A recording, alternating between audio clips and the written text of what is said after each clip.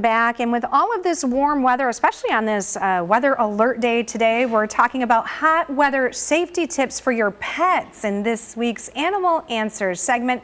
Welcome back to the show, our friend Tiffany Burk. Good morning. Good morning. How are you today? I'm great. So great to see you again. You also. Thanks. And you know, this is a super important topic, especially on days like today. Can you share with us some good ways to be prepared for the hot weather this summer for our pets? Yes, that's a great question to lead off the segment. The first thing you want to do each and every day with your furry family members is to watch the weather. And as summer is here, it's the hottest point today. We're on an alert day. You want to watch the weather. What time of the day is it the hottest? When is it the coolest? And take advantage of the cool temperature parts of the day, early morning and later in the evening, because our furry family members can only decrease their body temperature by panting and sweating through their paws. Okay. So having a good knowledge base on when is it the hottest is the most important. Okay, so you've got to be prepared and armed with that knowledge. Now, share with us some ways to beat the heat with our pets. Yes, swimming is a great way to keep our dogs cool. If you're going out on a boat, pond, or lake, make sure they have a flotation device.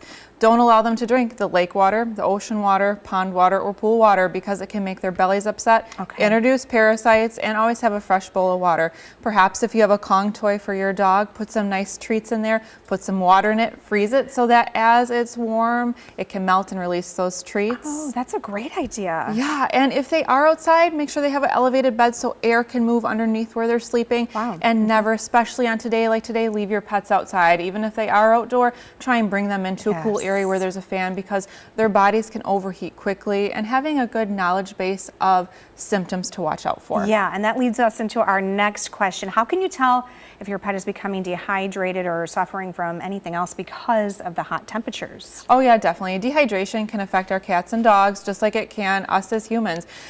They cool off differently than us, so having a knowledge of that. If you have a pet that has a pushed-in face, like a boxer, or we call it brachycephalic, they regulate body temperature differently. So you want to watch for dehydration by increased panting.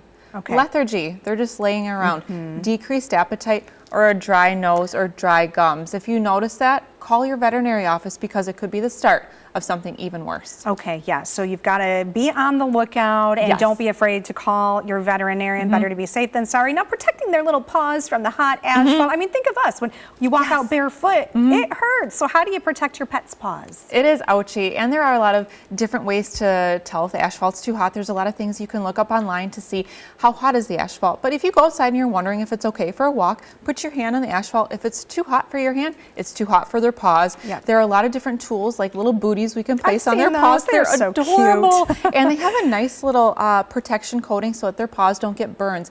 A couple summers ago, our hospital saw a couple of dogs that had burnt paw pads, and it's just like us getting a sunburn, but it's on their walking surface. So it's so painful, and it's hard for us as a veterinary team to heal because they're walking on their injury. And I actually saw these paw protective covers in Florida this year as traveling, and the dog didn't seem to mind it. Oh my gosh, well, it makes so much sense. I mean, you know, we put our shoes on before walking on the hot pavement. Most definitely. These are really great tips. Unfortunately, we're out of time. Oh gosh. Where can people go for more information though? Oh, please call our hospital, Bay Animal Hospital. We'll put some information up on the screen for if you have any questions or concerns about how to keep your pets cool this year.